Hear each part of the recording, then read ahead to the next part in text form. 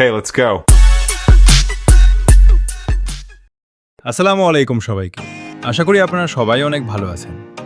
আজকের ব্লগে আপনাদের নিয়ে এসেছি পৃথিবীর দীর্ঘতম সমুদ্র সৈকত কক্সবাজারের সুগন্ধা বিচে। আমরা এখন ডলফিন মোড় থেকে সুগন্ধা বিচের দিকে হাঁটছি। ডলফিন মোড় থেকে সুগন্ধা বিচের দূরত্ব প্রায় 1 কিলোমিটার।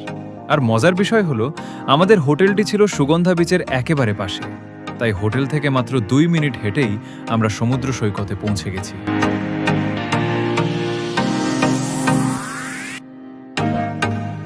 অবশেষে আমরা এসে পৌঁছেছি সুগন্ধা বিচে। সত্যি বলতে সামনে দাঁড়িয়ে এই বিশাল সমুদ্র দেখার অনুভূতিটা ভাষায় প্রকাশ করা কঠিন।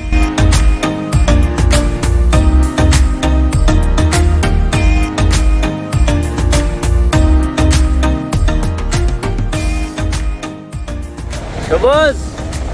Pessoal!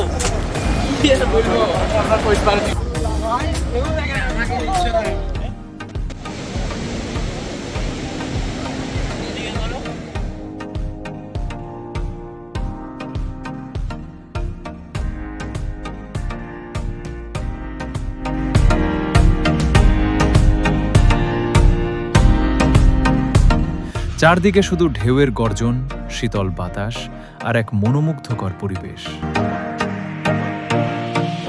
আজকের আবহাওয়াটা একটু ভিন্ন। আকাশ জুড়ে ঘন মেঘ থাকায় ভিডিও আর ছবিগুলো পুরো সৌন্দর্যটা তুলে ধরতে পারছে না। তবে যদি রোদেলা আবহাওয়া থাকতো তাহলে সমুদ্রের নীল জল আর আকাশের সৌন্দর্য আরো অনেক বেশি ফুটে উঠত।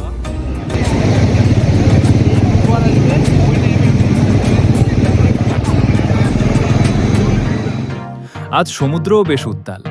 একের পর এক বড় বড় ঢেউ তীরে আছড়ে পড়ছে। এই দৃশ্য যেমন রোমাঞ্চকর, তেমনি সবাইকে নিরাপদ দূরত্ব বজায় রেখে সমুদ্র উপভোগ করার পরামর্শ দেব।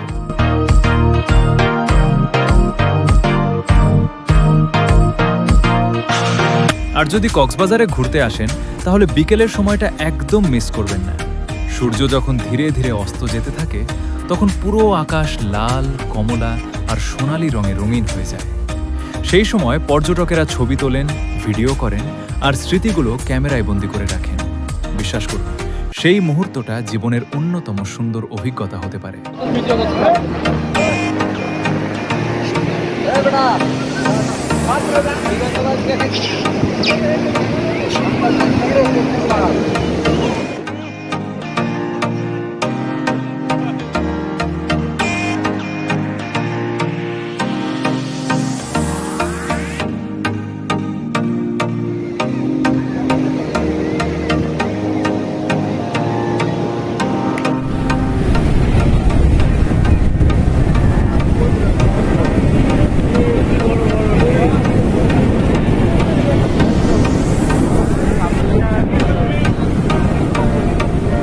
তো বন্ধুরা, আজকের ভ্লগ এখানেই শেষ করছি।